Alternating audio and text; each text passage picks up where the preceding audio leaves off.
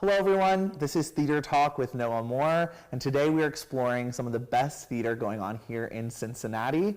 The Light Chasers is a brand new sci-fi musical that premiered at the No Theater, and we are lucky enough to have the lead star, Gabby Adams, here with us today. Thank you so much for joining us. Yeah, thank you for having me. Of course. I really love the show, and I'm super excited to kind of delve into that a little bit. But first, I kind of want to know about you as a person, as a performer. So how did you kind of get started in acting and theater? Yeah, so I'm originally from Seattle, and so I had never actually been to Cincinnati before I moved in to the dorm freshman year.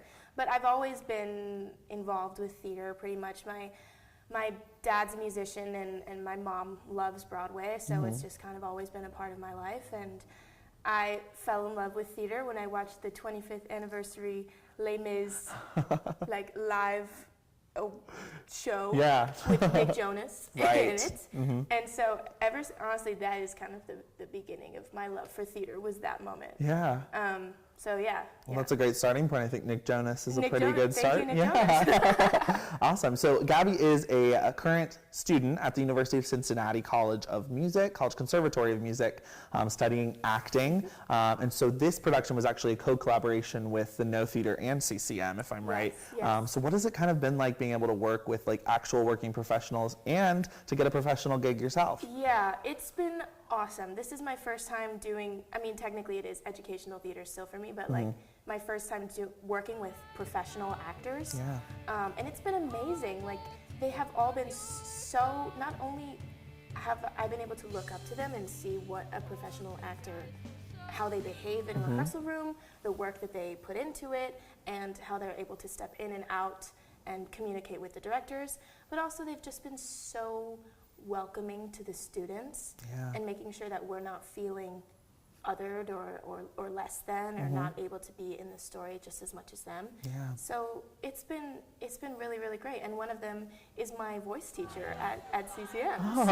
So that has been a really great opportunity to see her in another context, in the context of actually doing this job and learning about the things that she's taught us in class and seeing that in action. Yeah. So it's been really, really great. Yeah, that was awesome.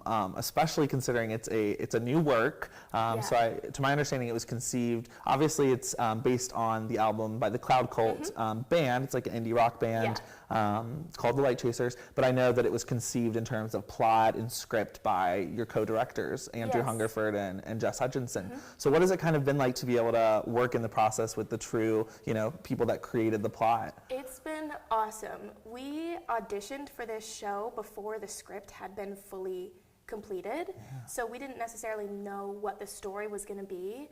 And I could be wrong, but I believe that we were cast before also the script was finished. So when Andrew was writing it, when Andrew and Jess were developing it, they already had the cast in mind. So it makes it really easy to say the lines because he had us in mind when he was writing them. Yeah. So it's been really cool, and also being able to ask the creator of the script questions about the script is just such an awesome experience because it takes away a lot of the mystery and analysis work that goes into it, which maybe is a bad thing because we should be analyzing it anyway. But no, it's great. You get to kind of be the first performer in your role of Nick, which I think is super awesome. Also, you rarely leave the stage, always singing, always acting. What would you say, if you could summarize the plot, just for our viewers, what would you say is kind of the basic plot that follows Nick? So Nick is a 17-year-old high school science nerd whose dad has been away on a mission in space for 10 years, and she misses him more than anything and wants to use her science knowledge to get a message to him and to get into contact with him. So the story is about her, and there are themes of family and loneliness and grief even, and so it's a really beautiful story, and Andrew did such a wonderful job writing it. Yeah, absolutely, and the music is absolutely gorgeous. I love the different styles. I even get a little bit of Broadway in there, even though it is indie rock, which is kind of cool, for sure, So what would you say, do you see any parts of yourself in Nick? How would you say, I know you say they wrote with you in mind, basically, for the role. So how would you say it kind of, I don't know, any similarities? Yeah, I mean, we talk a lot about types in school, and I would say, you know, awkward teenage girl is definitely a role that I'm comfortable in. So it's fun to kind of step into her world, but there are a lot of differences. I had to do some science research and ask a lot of science questions about, you know, pronunciation and, Right. hey, what is actually this thing that I'm saying? So that is something that we differ on, but I think so many people can relate to this feeling like an outcast and wanting so deeply to find other people who are into the same things that you are and that are as passionate about them as you are. And so I definitely relate to her in that aspect, especially, you know, I've been super interested in theater my whole life, which is not the most popular thing to be interested in. So yeah, I think friendship being the theme that it is in the show has been really fun to kind of explore. And I've never been in a show that runs this long, 4 weeks. Right. So doing the show every night has allowed me to even find more moments of that where I really do connect with her. Absolutely. in those scenes. Yeah. So yeah, speaking of the long run, I think it goes through April 28th. What are some ways you kind of keep up your endurance? Like I said, you're on stage for almost the whole show. So how has that kind of process been for you? Yeah, I plant my water bottle stage right at the beginning of the show, so when I run off stage, I can take a little sip of water. Right. And other than that, I think a lot of it just has to do with connecting with my castmates and making sure that we are all lifting each other up and supporting each other. And something that I actually have found is that now that we've been running for 2 weekends, I'm more comfortable with my lines than I have been for any show that I've ever done ever. So that has been really fun to be able to actually, the nerves about worrying if I'm going to remember my lines have gone away, and now it's just nerves of, okay, let me step into this world and actually be present with people. Yeah. So that's been really, really fun to be able to do that in a way that I never have before, which makes also you mentioned endurance, makes that part easier because I'm not freaking out every day about if I'm going to remember my lines. Right. So I'm able to actually just, okay, I can live my day and not be like butterflies in my stomach all day until I get to the theater. And then there they are. Yes. And so, yeah. And those are good things. Yeah, they are. They're helpful. Yeah, and so I mentioned Cloud Cult wrote the Yes. music for this show, and I will admit I wasn't familiar with Cloud Cult before this. Yeah. So I know we have a lot of characters that actually play, you know, live instruments Yeah. too. So what has kind of the process been, especially, you know, as an acting student, integrating music into the process? Yeah, our music director, Rob Stark, was the one who kind of developed the music and turned it and added a little bit of that Broadway-ness Yeah. so that we could use the music to our advantage in storytelling, and wrote these beautiful lines of music for Cassandra, who plays her violin, and Evan, who plays the guitar, and I play a little bit of the guitar on stage. And so, yeah, Rob just did such a wonderful job making sure that we all felt comfortable with this music that wasn't originally intended to be a part of a musical, but kind of shifting it so that it can be, and so that we're all comfortable with it. And I know a lot of us, you know, grew up doing musicals, so it's been really, really nice to kind of step back into that world. And music is such a powerful storytelling tool, and it makes, for me at least, it makes acting easier because you have this emotional environment already built for you that you just have to live in. So yeah, Definitely. And you all sounded amazing. So I mean, it's grateful that the skill set lined up so well with you all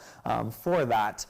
Within the production too, I know there's not a huge ensemble, but there's definitely a lot of students involved. Yeah. So how would you say kind of the community has been built up as part of the show? Yeah, we are a funny group of people, and I'm curious about how some of the professional actors feel about all of us coming straight from school down to the theater and our high energy goofing off. Yeah.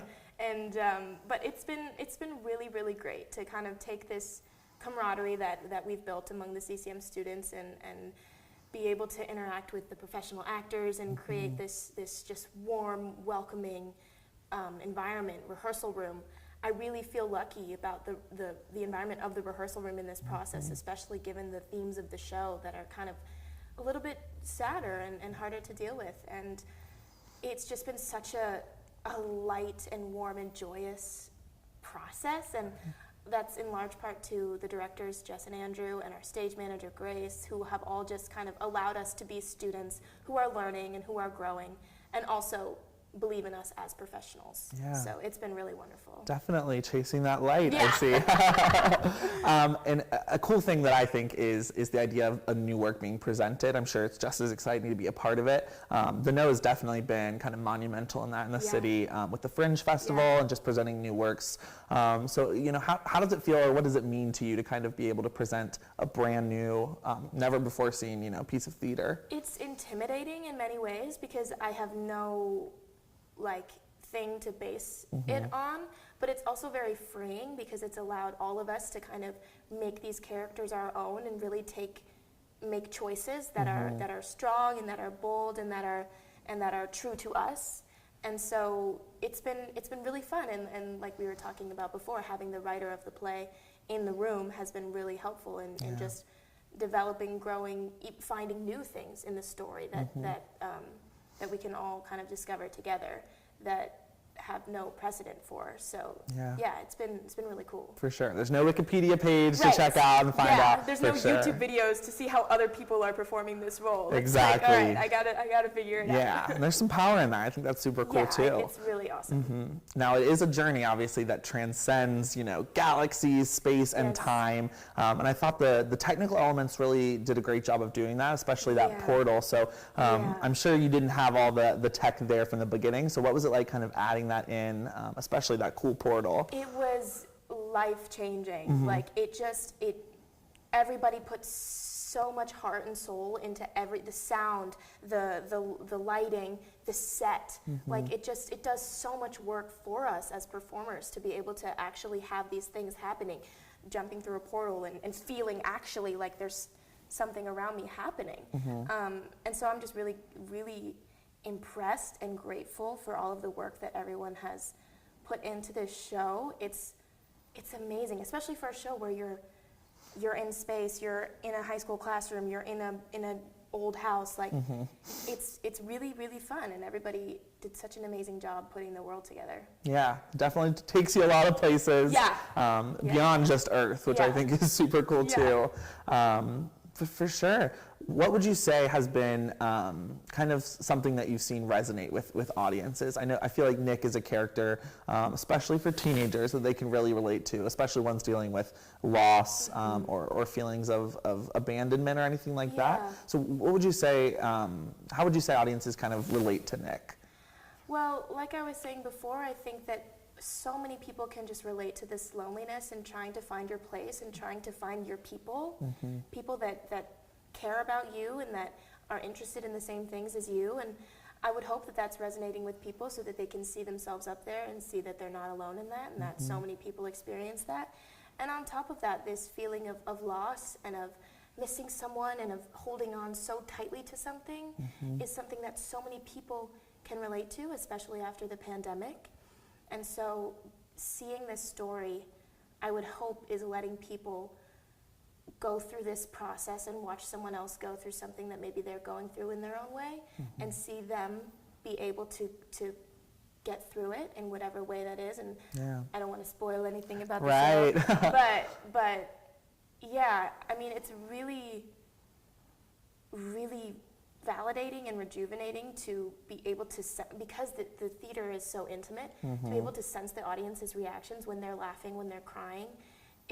It means so much to me as a performer to be able to allow people to feel in a story that might not actually be their own lives, but to still process these emotions like that everyone is going through since the pandemic. So, yeah. I definitely think it's an accomplishment to have people relate to the show that goes into space and does all these things that people probably haven't done. Right. It's definitely very cool. Unrelatable things happening on stage. But I do think it's really great because it combines, these epic stories of sci-fi going to space, but also you have, high school you have some bullies, you have making Yeah. friends, those kind of issues. So Yeah. how do you kind of balance between, you have a little bit more like a high school movie almost plot, then that kind of shifts for Act 2 into a kind of epic journey. How do you kind of Yeah. balance that? Act 2 is a whole different thing. Act 1 is really fun. It's really fun. Yeah. And I hope that people can let themselves enjoy Act 1, even if they've read a bit about the show. Yeah.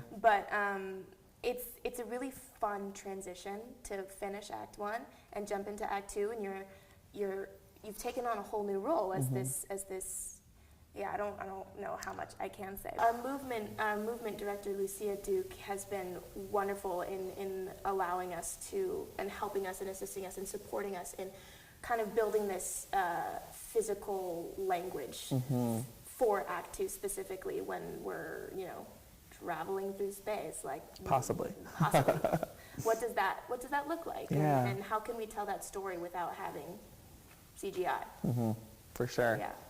What would you say is your favorite part, whether in the show or just about doing the show, if you had to pick one? Yeah, I think my favorite part has been seeing the different moments as we keep doing the show. Like I said, I've never done a run of a show this long, so being able to be up there on stage and with my friends and watch them make new choices and finding new beats and just really enjoying telling this story to an audience and kind of feeding off of the audience each night, telling it something slightly different has been my favorite part. There's also some really, really awesome musical and tech moments that are just unbeatable to be a part of, and I'm bummed that I can't see it from the audience, but being on stage, it's really fun to experience that and be up there. Yeah, definitely. So kind of on that note, the show runs through April 28th, but obviously you're still going to be an acting student for one more year.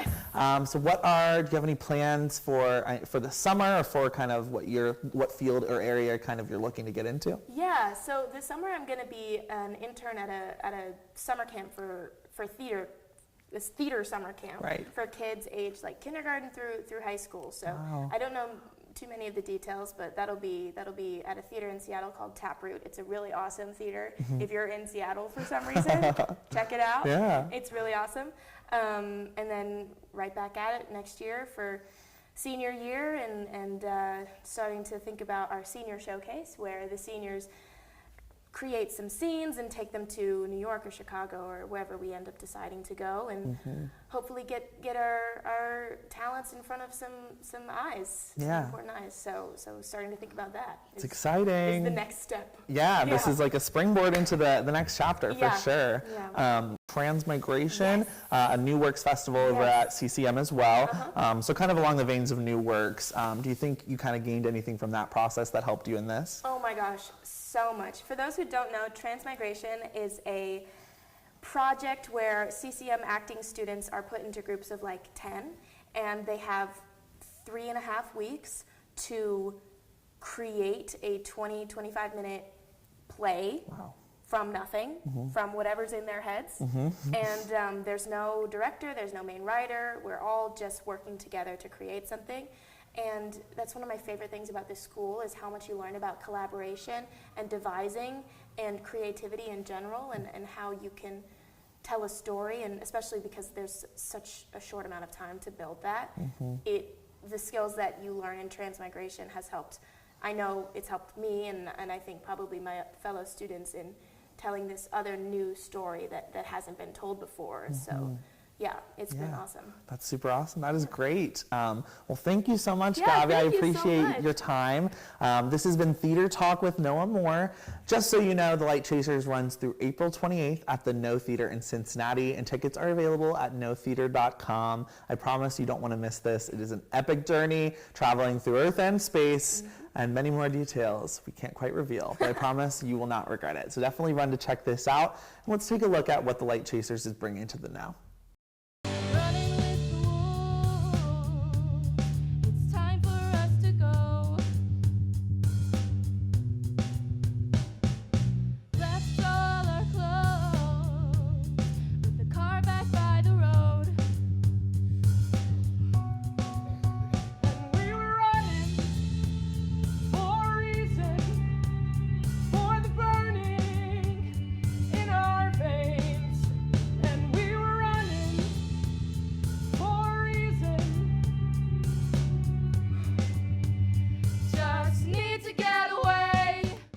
This has been Theater Talk with Noah Moore. Thanks so much for joining us.